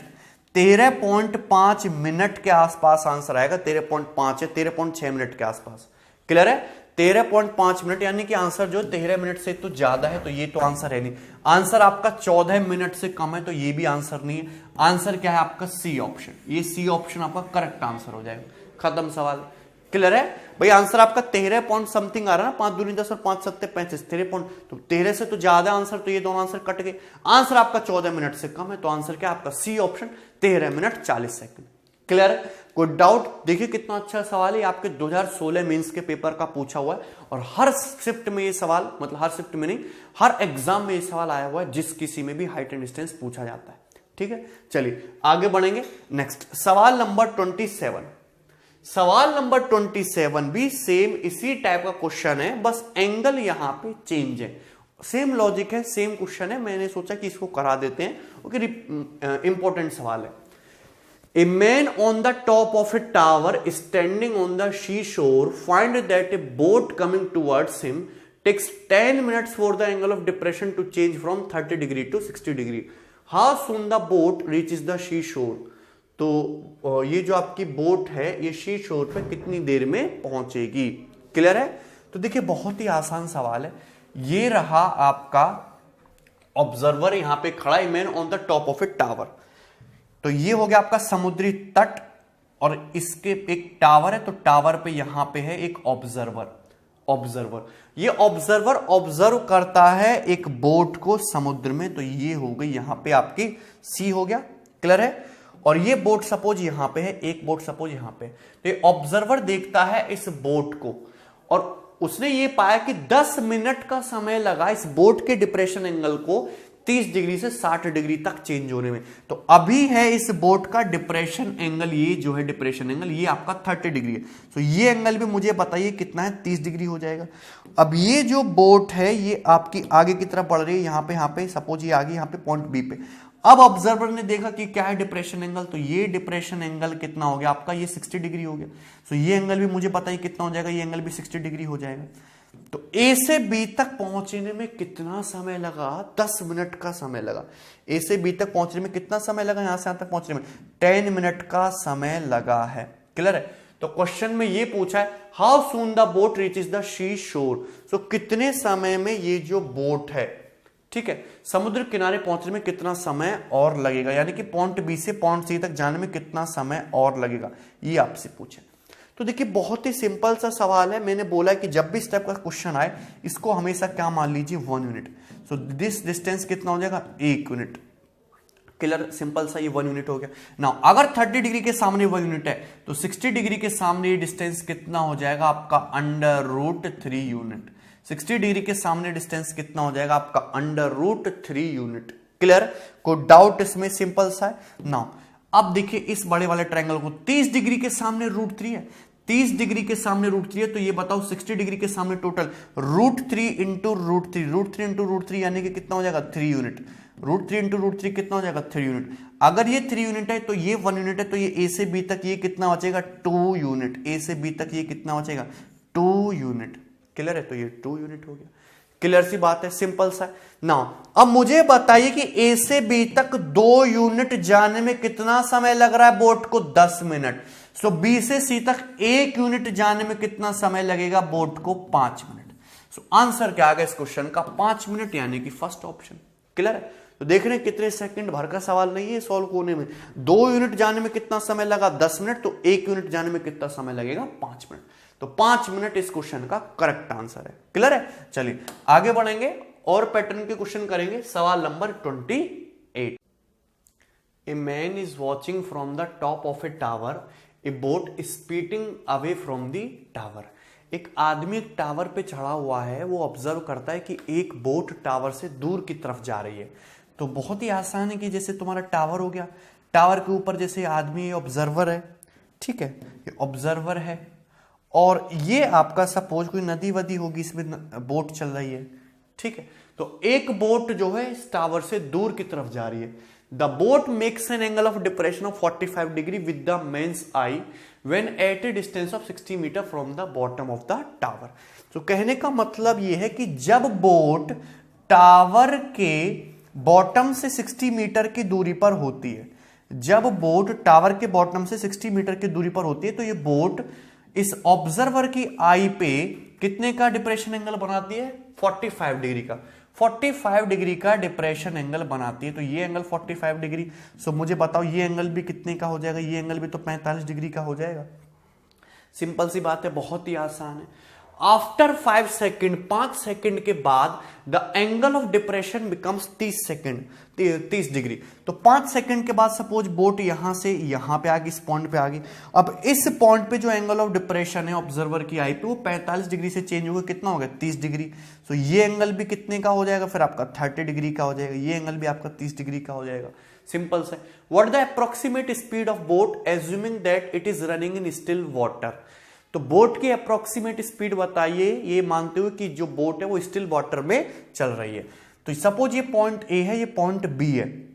मुझे इतना पता है कि इस बोट को पॉइंट ए से पॉइंट बी तक आने में जो समय लगा है वो 5 सेकंड लगा है। 5 सेकंड का समय बोट को लगा है पॉइंट ए से पॉइंट बी तक आने में, ठीक है, 5 सेकंड का। तो आपको बताना है इस बोट की स्पीड। सो स्पीड का मतलब क्या होता है, स्पीड का मतलब होता है डिस्टेंस बटे टाइम, दूरी बटे चाल। गति बराबर क्या होता है, दूरी बटे 4। सो अगर मुझे पॉइंट ए से पॉइंट बी तक की डिस्टेंस पता लग जाए, दोनों बिंदु के बीच की दूरी पता लग जाए, तो मैं बोट की स्पीड आसानी से निकाल लूंगा। सो अभी मेरा टारगेट है पॉइंट ए और पॉइंट बी के बीच की डिस्टेंस निकालना। नाउ अगर ये 60 मीटर है तो मुझे बताओ कि टावर की हाइट ये भी कितनी रही होगी, ये भी 60 मीटर रही होगी, ये भी 60 मीटर होगी, क्योंकि कितने डिग्री का एंगल है, 45 डिग्री का एंगल है। सो अगर ये 60 मीटर है तो ये डिस्टेंस भी कितनी है आपकी, 60 मीटर। नाउ अब बड़े वाले ट्रायंगल को गौर से देखो, बड़े वाले ट्रायंगल को, ये तो सिंपल सा है ना, 30 डिग्री के सामने 60 मीटर है, 30 डिग्री के सामने ये डिस्टेंस कितने, 60। तो 60 डिग्री के सामने कंप्लीट यहां से यहां तक की कंप्लीट डिस्टेंस कितनी हो जाएगी, 60 under root 3 metre, 60 under root 3 metre. Clear है। तो मुझे बताओ फिर पॉइंट ए और पॉइंट बी के दूरी, ए से बी तक की दूरी कितनी हो जाएगी, 60 रूट 3 माइनस 60, यानी कि 60 into under root 3 minus 1 metre, ये हो जाएगी। पॉइंट ए और बी के बीच की दूरी क्या हो जाएगी, कंप्लीट डिस्टेंस 60 रूट 3 है, ये 60 है, तो माइनस कर देंगे 60 रूट 3 माइनस 60 मीटर। तो बोट को ए से बी तक जाने में जो समय लगा वो 5 सेकंड लगा, तो बोट की स्पीड कितनी आ जाएगी, डिस्टेंस बटे time 60 into under root 3 minus 1 बटे 5। लेकिन ये आंसर आएगा आपका मीटर पर सेकंड में, ये आंसर आएगा आपका मीटर पर सेकंड में। पर आंसर तो आपसे किस में पूछा है, किलोमीटर पर आवर में। आंसर आपको किस में दिया, किलोमीटर पर आवर में। तो मीटर पर सेकंड को किलोमीटर पर आवर में कन्वर्ट करने के लिए आपको यहां पे किससे, मीटर पर सेकंड को किलोमीटर पर आवर में कन्वर्ट करने के लिए आपको 5/18 से मल्टीप्लाई, सॉरी 18/5 से आपको मल्टीप्लाई करनी पड़ेगी। क्लियर है, 18/5 किलोमीटर पर आवर। कोई डाउट है इसमें, सिंपल सी बात है। नाउ देखिए 5 से 60 आपका कितनी बार कट जाएगा, 12 बार कट जाएगा, 12 हो गया, 12 इंटू, अच्छा रूट 3 माइनस 1 कितना होता है, 0.732, 0.732, और 18/5 कितना होता है, 3.6, 18/5 कितना होता है, 3.6 किलोमीटर पर आवर। क्लियर है, कोई डाउट है, सिंपल सी बात है। सो 12 सत्ते 84, तो ये 8.5 इंटू 3.6 समथिंग, तो ये कितना आ जाएगा आपका, लगभग 30 के आसपास आंसर आएगा, यानी कि ए ऑप्शन, ए ऑप्शन आपका करेक्ट आंसर हो जाएगा, 31.5 kilometre per hour. Approximately calculation करनी है, देखिए कितना है 12, तो 12 इंटू 7, 12 सत्ते 84, तो उससे थोड़ा सा ज्यादा यानी कि 8.5 मान लेते हैं सपोज, और इंटू 3.6 करोगे, तो ये 8.5 के 3.6 में गुणा करोगे तो पूरा 4 मानोगे, तो 4 अट्टे 32 और 4 इंटू 5 कितना हो जाएगा, 34। तो 34 से आंसर कम ही आना चाहिए, तो ना ये आंसर पॉसिबल है, ना ये पॉसिबल है, ना ये पॉसिबल है, तो आंसर क्या आ जाएगा आपका, फर्स्ट ऑप्शन। ठीक है, इस तरीके से आपको अप्रोक्सीमेटली कैलकुलेशन करनी है, एग्जैक्ट नहीं करनी है। ठीक है, ऑप्शन भी तो दूर दूर दे रखे होते हैं। ठीक है, कोई डाउट इसमें, तो सिंपल सा सवाल, बहुत ही आसान। नेक्स्ट सवाल नंबर 29, सवाल नंबर 29 गौर से देखना, इंपॉर्टेंट क्वेश्चन है। कई बार एरोप्लेन वाले सवाल हाइट एंड डिस्टेंस के आपके पेपर में देखने को मिलते, 3-4 पैटर्न में आपको सारे के सारे करा दूंगा, रिपीटेड क्वेश्चंस होते। चलिए, an aeroplane flying horizontally at a height of 3 kilometre above the ground is observed at a certain point on earth to subtend an angle of 60 degree. एक एरोप्लेन है, एक एरोप्लेन है जो कि ग्राउंड से 3 kilometre above उड़ रहा है, तो ये सपोज एरोप्लेन हो गया, ये सपोज एरोप्लेन हो गया जो कि ग्राउंड से 3 किलोमीटर की हाइट पर उड़ रहा है, तो ये 3 किलोमीटर हो गया। अब ग्राउंड लेवल पर सपोज यहां पे कोई पॉइंट है, ग्राउंड लेवल पर सपोज यहां पे कोई पॉइंट है P। अब इस पॉइंट से यदि मैं ऑब्जर्व करूं, इस पॉइंट से इस एरोप्लेन का जो एलिवेशन एंगल है वो कितना है, 60 डिग्री। तो ये एंगल है आपका 60 डिग्री। क्लियर है, this angle is 60 degree. Now after 15 second of flight, 15 minute 15 second की उड़ान के बाद its angle of elevation is change to 30 degree. Angle of elevation इस एरोप्लेन का कितना हो जाता है, 30 डिग्री होता है 15 सेकंड की उड़ान के बाद। तो 15 सेकंड की उड़ान के बाद ये मानो कि सपोज एरोप्लेन ये था, तो 15 सेकंड तक उड़ता रहा। अब भाई ये तुम्हारा एलिवेशन एंगल कम हो रहा है 30 डिग्री, 60 डिग्री से 30 डिग्री हो रहा है, यानी कि एरोप्लेन क्या जा रहा होगा, दूर की तरफ जा रहा होगा। तो सपोज आपका पॉइंट, ये एरोप्लेन जो है 15 सेकंड की उड़ान के बाद सपोज इस पॉइंट पे आ गया, यहां पे आ गया। अब इस एरोप्लेन को मैं सेम इसी पॉइंट P से ऑब्जर्व करता हूं तो एंगल ऑफ एलिवेशन आपका इस बार ये बनेगा और ये एंगल ऑफ एलिवेशन कितना है आपका इस बार 30 डिग्री हो गया। This angle is 30 degree. The speed of the aeroplane is what, और एरोप्लेन आपका कांस्टेंट हाइट पर ही उड़ रहा है, मतलब ये हाइट 3 किलोमीटर ही है ग्राउंड से। तो आपसे पूछा एरोप्लेन की स्पीड क्या है, तो एरोप्लेन की यदि स्पीड आपको निकालें तो स्पीड का फॉर्मूला तो सभी को पता है। स्पीड का मतलब क्या होता है, डिस्टेंस बटे टाइम, डिस्टेंस बटे टाइम। सो मुझे पता है कि एरोप्लेन को यहां से यहां तक की ये उड़ान लेने में कितना समय लगा है, 15 सेकंड का समय लगा। यहां से यहां तक एरोप्लेन को जाने में कितना समय लगा, 15 सेकंड, 15 सेकंड का समय लगा है इस पॉइंट से इस पॉइंट तक जाने में। सो अगर मैं इस पॉइंट से इस पॉइंट तक की डिस्टेंस निकाल लूं तो क्वेश्चन आसानी से सॉल्व हो जाएगा। क्लियर है। तो मेरा टारगेट है इस पॉइंट और इस पॉइंट के बीच की ये कांटा दूरी निकालना। कांटा दूरी मैं बहुत आसानी से निकाल लूंगा। अब देखिए कौन सा ट्रायंगल, कोई भी ट्रायंगल पकड़ लीजिए। ये आपका कितना है, 60 डिग्री ट्रायंगल है। 60 डिग्री के सामने 3 है तो 30 डिग्री के सामने कितना हो जाएगा, 3/√3 यानी कि √3 किलोमीटर। सो यहां से यहां तक की डिस्टेंस कितनी है, √3 किलोमीटर। क्लियर है। नाउ अब इस 30 डिग्री ट्रायंगल में देखिए आपका 30 डिग्री ट्रायंगल है, 30 डिग्री ट्रायंगल ये वाला 30 डिग्री ट्रायंगल। इस 30 डिग्री ट्रायंगल में 30 डिग्री के सामने ये डिस्टेंस कितनी है, 3 किलोमीटर। तो 60 डिग्री के सामने ये डिस्टेंस यहां से यहां तक की कितनी हो जाएगी, 3√3 किलोमीटर। सो ये 3√3 किलोमीटर है।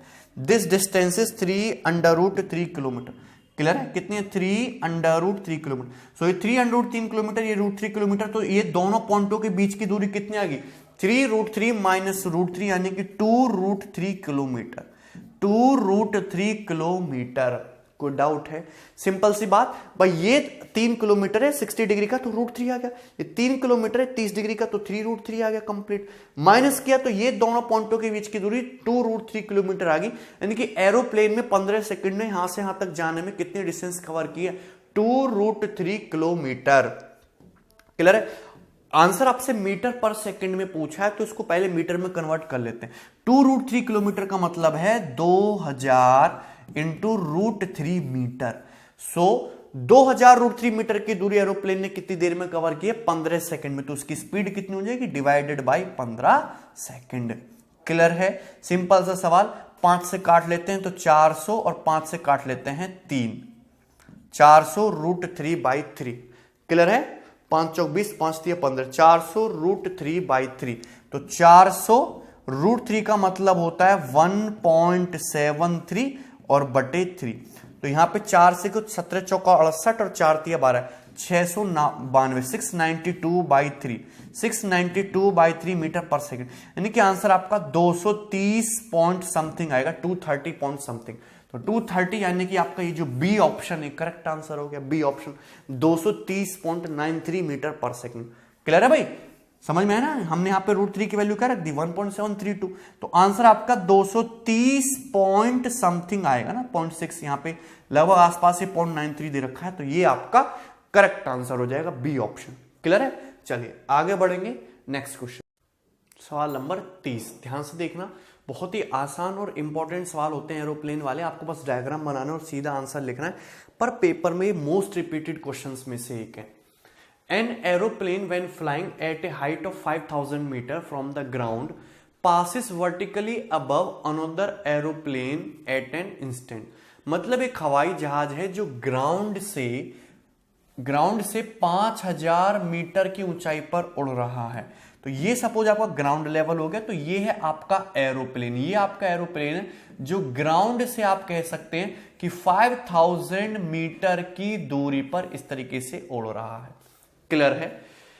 And passes vertically above another aeroplane at an instant. और ये जो एरोप्लेन है इस इंस्टेंट ऑफ टाइम पे एक दूसरे एरोप्लेन के ऊपर से वर्टिकली अबव पास करता है। यानी कि इस एरोप्लेन के नीचे भी एक एरोप्लेन कुछ इस टाइप से उड़ रहा है।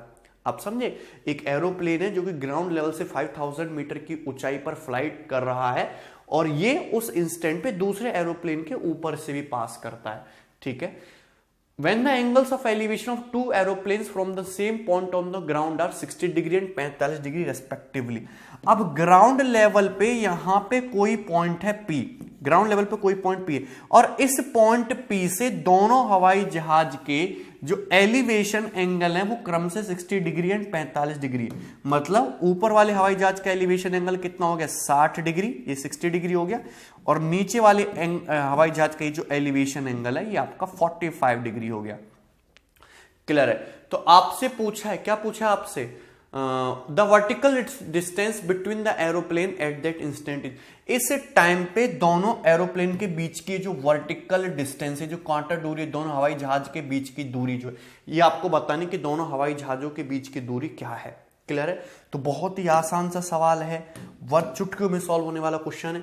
देखिए, आप हमेशा उस राइट एंगल ट्रायंगल में फोकस करें जिसमें डाटा गिवन हो। सो अगर मैं बड़े राइट एंगल ट्रायंगल को देखूं, 60 डिग्री राइट एंगल ट्रायंगल को देखूं, तो ये एंगल 60 डिग्री है, ये एंगल 60 डिग्री है, तो 90 डिग्री है।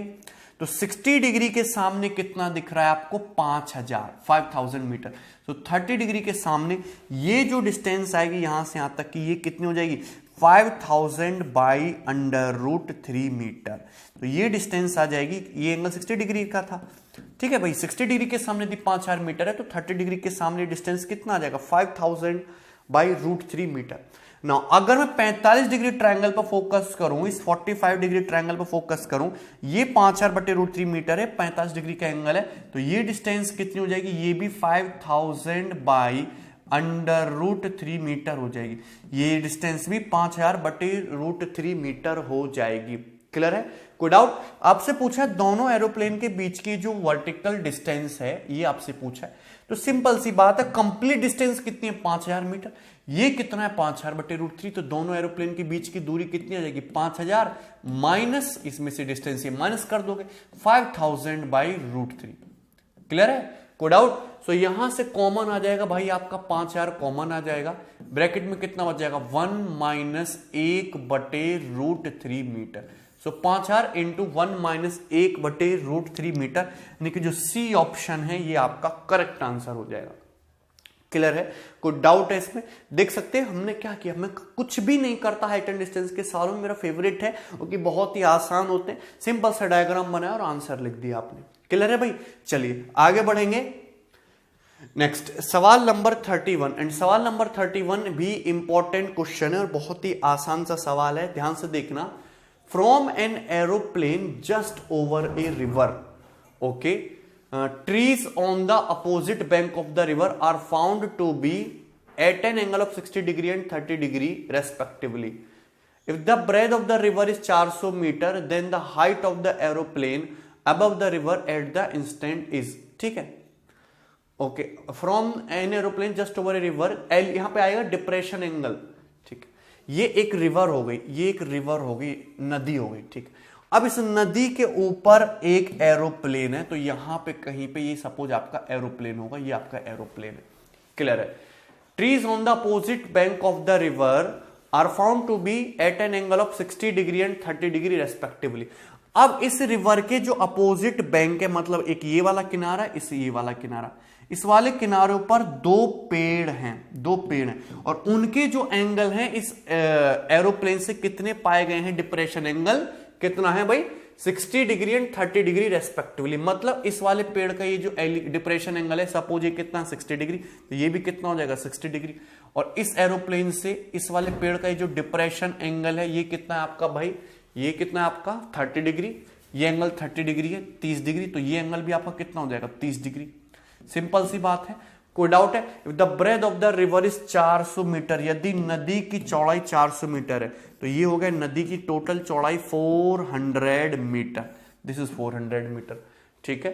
Then height of the aeroplane above the river at the instant is, तो इस इंस्टेंट पे एरोप्लेन की रिवर से हाइट क्या है ये आपसे पूछा है।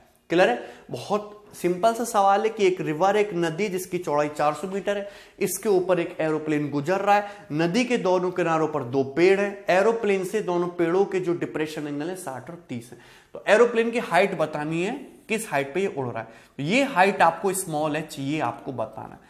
तो अगर ये 60 डिग्री के सामने h है, तो 30 डिग्री के सामने डिस्टेंस कितना हो जाएगा, यहां से यहां तक h/√3, h बटे √3 हो जाएगा, सिंपल है। नाउ इस वाले ट्रायंगल में देखो 30 डिग्री के सामने h है तो 60 डिग्री के सामने डिस्टेंस कितना हो जाएगा, h√3, ये डिस्टेंस हो जाएगा h√3, सिंपल सा है। क्लियर है भाई, 60 डिग्री के सामने दी h है तो 30 के सामने h/√3, 30 के सामने h है तो 60 के सामने h√3। क्लियर, कोई डाउट, सिंपल सा। अगर मैं टोटल कंप्लीट लेंथ की बात करूं, कंप्लीट डिस्टेंस कितनी, h/√3 प्लस h√3। क्लियर है, कितना हो जाएगा, h/√3 प्लस h√3 जो कि 3h प्लस h यानी कि 4h/√3 हो जाएगा, 4h/√3 बराबर किसका आ जाएगा, नदी की टोटल चौड़ाई है कितनी, 400 मीटर, तो ये आ जाएगा 400 मीटर। क्लियर है, सिंपल सी बात कि 4 से 400 आपका 100 बार कट जाएगा तो h बराबर आ गया 100√3 मीटर। h कितना आ गया, 100√3 मीटर। क्लियर, कोई डाउट इसमें।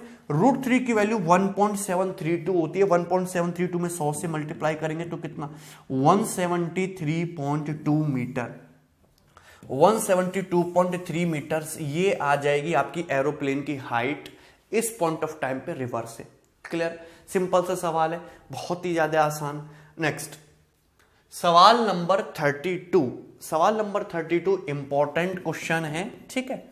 ऐसा एक सवाल मैं आपको ऑलरेडी करा भी चुका हूं, फिर से समझ लेंगे। A statue 1.6 metre tall stands on the top of a pedestal, ठीक है। एक मूर्ति 1.6 मीटर ऊंची एक पाद पीठ के ऊपर खड़ी है, तो ये हो गई आपका एक पेडिस्टल। अब इस पेडिस्टल के ऊपर आपकी एक स्टैचू खड़ी हुई है जिसकी हाइट है 1.6 मीटर। सो ये स्टैचू हो गया, ये है 1.6 मीटर टॉल स्टैचू, ठीक है। उसके बाद क्या बोला है, the angle of elevation of top of the statue is 60 degree, ठीक है। स्टैचू ये होगा आपका ग्राउंड लेवल, ये ग्राउंड लेवल हो गया। ग्राउंड लेवल पे सपोज कोई पॉइंट पी हो गया। अब इस पॉइंट पी से स्टैचू के टॉप का ये जो एलिवेशन एंगल है, ग्राउंड लेवल पे किसी पॉइंट पी से स्टैचू के टॉप का ये जो छोटा सा एलिवेशन एंगल है, ये कितना है आपको, ये दिया है आपको 60 डिग्री, ठीक है। And from the same point the angle of elevation of the top of the pedestal is 45 degree. और इसी सेम पॉइंट पी से पेडिस्टल के टॉप इस पॉइंट का ये जो एलिवेशन एंगल है, ये एलिवेशन एंगल कितना आपका 45 degree, this is 45 degree. Find the height of pedestal, तो पेडिस्टल की हाइट कितनी है ये आपसे पूछा है। क्लियर है, सिंपल सा सवाल है, बहुत ही आसान है। पेडिस्टल की हाइट ये आपसे पूछिए, सो हाइट आपसे पूछे तो ये हाइट को मैंने क्या मान लिया, ये h मान लिया, ये हाइट h है। स्टैचू की हाइट कितनी है, 1.6 है। क्लियर सा है, सिंपल सा सवाल खत्म हो चुका है। अगर मैं छोटे वाले ट्रायंगल में देखूं, छोटे वाले ट्रायंगल में एंगल 45 है, 45 के सामने h, तो ये डिस्टेंस भी कितनी, यहां से यहां तक ये डिस्टेंस भी h है। लेकिन अगर मैं बड़े वाले ट्रायंगल में देखता हूं, ये कितना है, 60 डिग्री है। 60 डिग्री के सामने डिस्टेंस h प्लस 1.6, 60 डिग्री के सामने जो टोटल डिस्टेंस है यहां से यहां तक, ये h प्लस 1.6 है, h प्लस 1.6 है। तो 30 के सामने डिस्टेंस कितना होगा, 30 के सामने डिस्टेंस होगा h प्लस 1.6 बटे √3। 30 के सामने डिस्टेंस कितना हुआ, h प्लस 1.6 बटे √3। सो दोनों को इक्वल रख देते हैं, h बराबर h प्लस 1.6 बटे √3। सो h√3 ये इधर आ जाएगा, माइनस h बराबर 1.6। सो h की वैल्यू कितनी आ जाएगी, 1.6 बटे √3 माइनस 1। h बराबर कितना आ जाएगा, 1.6 बटे √3 माइनस 1। क्लियर है, सिंपल सा सवाल। अगर मैं √3 प्लस 1 से ऊपर नीचे मल्टीप्लाई कर दूं तो ये हो जाएगा 1.6 √3 प्लस 1 बटे नीचे √3 माइनस 1, √3 प्लस 1 2 हो जाएगा। 2 से 1.6 0.8 टाइम्स कट जाएगा। सो 0.8 इंटू √3 प्लस 1 मीटर, ये करेक्ट आंसर हो जाएगा A option, 0.8 into √3 plus 1 metre. Clear है, कोई डाउट है इसमें, सिंपल सा सवाल है, बहुत ही ज्यादा आसान। नेक्स्ट सवाल नंबर 33, एंड सवाल नंबर 33 ब्रोकन ट्री वाला क्वेश्चन है, one of the most important question है। एक ही सवाल है, एक ही लैंग्वेज है, एक ही तरीके से पेपर में आता है, बार बार आता है। गौर से समझना इस क्वेश्चन को, इंपॉर्टेंट है। The upper part of a tree broken over by the wind make an angle of 60 degree with the ground, ठीक है। अब आपके सामने सपोज इस तरीके से कोई ट्री था, कोई पेड़ था, ये था एक ट्री, एक पेड़ था, क्लियर है, सिंपल सी बात। और ये हो गया आपके ट्री का टॉप, ये हो गया ट्री का टॉप, क्लियर है। अब हवा की वजह से क्या हुआ कि ये ट्री बीच में से टूट गया, यहां से टूट गया, ये ट्री यहां से टूट गया। अब ये जो ट्री यहां से टूट गया तो ये यहां से इस तरीके से ब्रेक हो जाएगा, यहां से ट्री ब्रेक हो गया, और ये ब्रेक हो गया, इसका ये जो टॉप है ये ग्राउंड को आके यहां पे इस तरीके से ये मिल जाएगा। बताइए कोई शंका इसमें किसी को? क्लियर है, यानी कि ये जो पार्ट है आपका ब्रेक होके यहां पे आ गया इस तरीके से, और एक ग्राउंड पे आके यहां पे इस तरीके से मिल जाएगा। क्लियर है, कोई डाउट? आपका एक पेड़ था इस तरीके से, हवा की वजह से ये टूट गया और ये हिस्सा आके आपका इस तरीके से यहां पे ग्राउंड से लग गया। Distance between the root, root मतलब ये रही पेड़ की जड़, पेड़ की जड़, and point where top of the tree touches the ground is 25 metre. तो उस पेड़ की जड़ और उस पेड़ का टॉप जो ग्राउंड से आके मिला, इनके बीच की जो डिस्टेंस है ये है 25 मीटर। दिस इज 25 मीटर, ये आपसे 25 मीटर बोला है। What was the height of tree, tree की हाइट कितनी थी, ट्री की हाइट कितनी ये पूछा है, टूटने से पहले ट्री की हाइट कितनी थी। अच्छा, और भी कुछ दिया है, make an angle of 60 degree. ये जो ट्री का जो टॉप मोस्ट पॉइंट है ये आके ग्राउंड से कितने का एंगल बनाता है, 60 डिग्री का एंगल बनाता है। तो क्वेश्चन में ये एंगल भी दिया है कि ये एंगल आपका 60 डिग्री का, दिस एंगल इज 60 डिग्री। तो ये एंगल कितने का है, 90 डिग्री। ये एंगल कितने का आपका, 30 डिग्री। अगर आपको ट्री की हाइट निकाले तो पहले गौर से देखो, अगर 30 डिग्री के सामने 25 है, 30 डिग्री के सामने 25 है, तो 60 डिग्री के सामने डिस्टेंस कितना हो जाएगा, 25 √3 मीटर। √3 टाइम्स होता है 60 डिग्री के सामने 25 √3 मीटर। अगर 30 डिग्री के सामने ये डिस्टेंस 25 है तो 90 के सामने ये डिस्टेंस कितना हो जाएगा, डबल, 25 का डबल यानी कि 50 मीटर। 1:√3:2 का रेशियो होता है ना 30, 60, 90 में। नाउ मुझे ये बताओ कि आपका जो पीढ़ी जब ये जो ट्री है इस तरीके से टूटा था हवा की वजह से, तो ये हिस्सा मतलब ये कांटा दूरी ही, तो ये कांटा दूरी बन गई थी। मतलब अगर ये 50 मीटर है तो ये लेंथ भी कितनी रही होगी, ये लेंथ भी तो 50 मीटर ही होगी टोटल।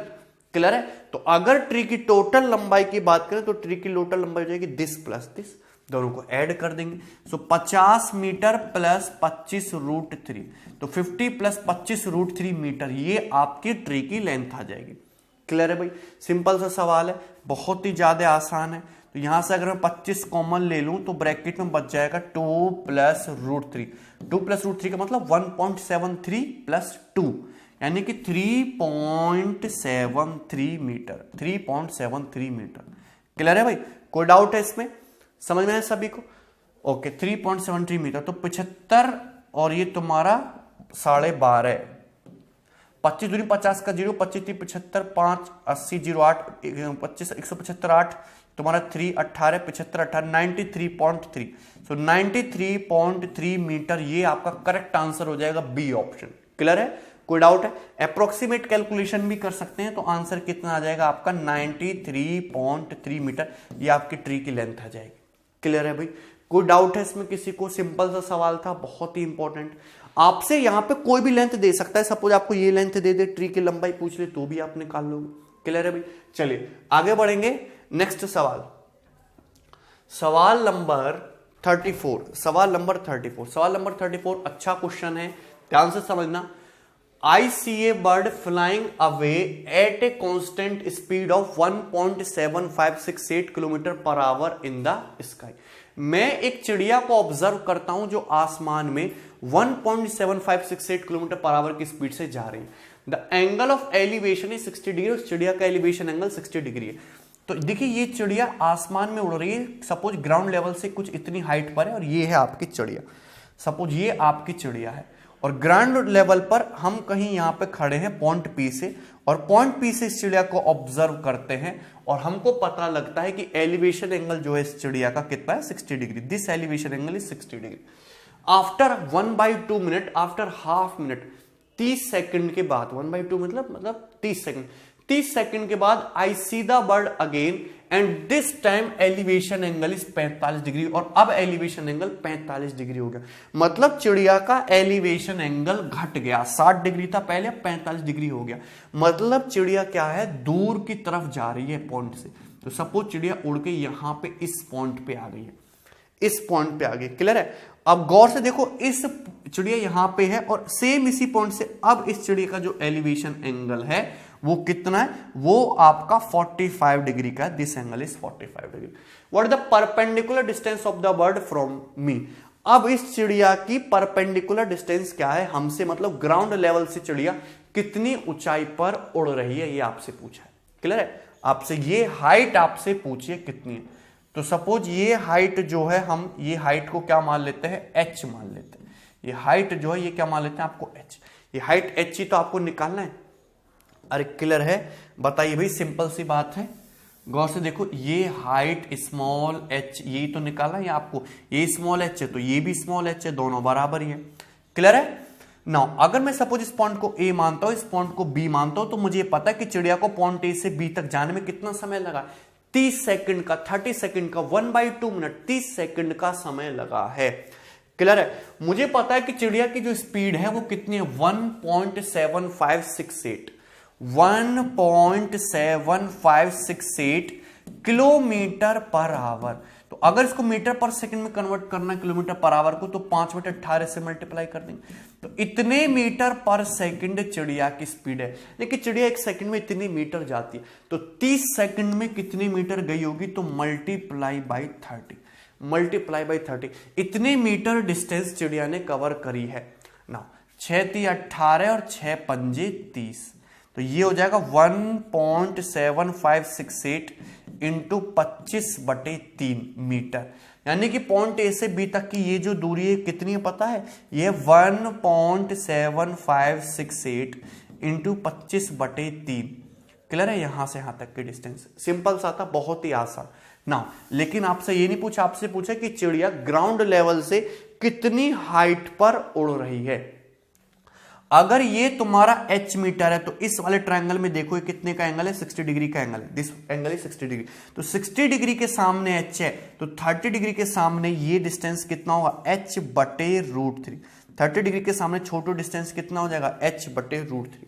क्लियर है ना। अगर मैं बड़े वाले ट्रायंगल में देखूं, ये एंगल 45 डिग्री, 45 डिग्री के सामने h है, तो ये डिस्टेंस यहां से यहां तक ये भी कितना होगा, ये डिस्टेंस भी आपका h ही होगा, ये डिस्टेंस भी h ही होगा।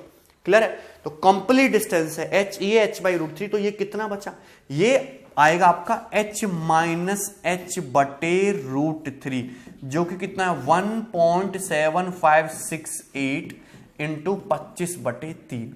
क्लियर है। तो यहां से कॉमन ले लेंगे तो ये आ जाएगा h minus h/√3, h into √3 minus 1/√3। Clear है भाई, सिंपल सा है। तो यहां से h आपको निकालना है तो कितना आ जाएगा 1.7568 into 25 into √3/3 into √3 minus 1 metre. Clear है, कोई डाउट है इसमें, सिंपल सा सवाल है ना। अच्छा, √3 माइनस 1 का मतलब 1.732 माइनस 1, यानी कि 1.732 माइनस 1 यानी कि 0.732, तो ये आ जाएगा 0.732। क्लियर है। अच्छा, ये यहां पे दशमलव हटाएंगे तो ये क्या हो जाएगा तुम्हारा, एक ये जीरो इस तरीके से बढ़ जाएगी। अब 732 से देखो, 732 दो बार जाएगा, दो बार और 2 चौक 8, तो 24 बार है ना। इस तरीके से हिट एंड ट्रायल लगाना है, क्योंकि ऑप्शन देखो परफेक्ट कट रहा है, ऑप्शन देखो परफेक्ट कट रहा है। तो 732 से 2 बार जाएगा, यूनिट डिजिट 8 है तो 2 चौक 8, 24 बार चला गया। 3 8 24, 25 8 200, 200/10 कितना होगा 20, तो 20√3 मीटर। सो 20√3 मीटर, यानी कि जो बी ऑप्शन है ये आपका करेक्ट आंसर आ गया, 20√3 मीटर, बी ऑप्शन। क्लियर है भाई, कोई डाउट है इसमें, सिंपल सा सवाल था। तो ऐसे बहुत सारे सवाल बन सकते हैं। यहां पे अगर चिड़िया की जगह एरोप्लेन कर देगा तो भी नया सवाल बन जाएगा। एंगल चेंज होता रहेगा, 60-45, 60-30, 30-60, कुछ भी, वो डजंट मैटर, कि आपको बस पता होना चाहिए कि सवाल सॉल्व कैसे होगा। हर एक सवाल पे 3 टाइप से एंगल सेट करके सवाल बन सकता है। ठीक है, चलिए। तो ये सब क्वेश्चंस थे, सारे प्रीवियस ईयर क्वेश्चन थे, जितने भी बेस्ट क्वालिटी क्वेश्चन थे एसएससी के प्रीवियस ईयर आए हुए, सीडीएस के और कुछ एनसीईआरटी के भी क्वेश्चंस थे, मैंने आपको सारे के सारे करा दिए। आपको एटलीस्ट 2 बार प्रैक्टिस करने, प्री प्लस मेंस दोनों के लिए मोर देन सफिशिएंट है।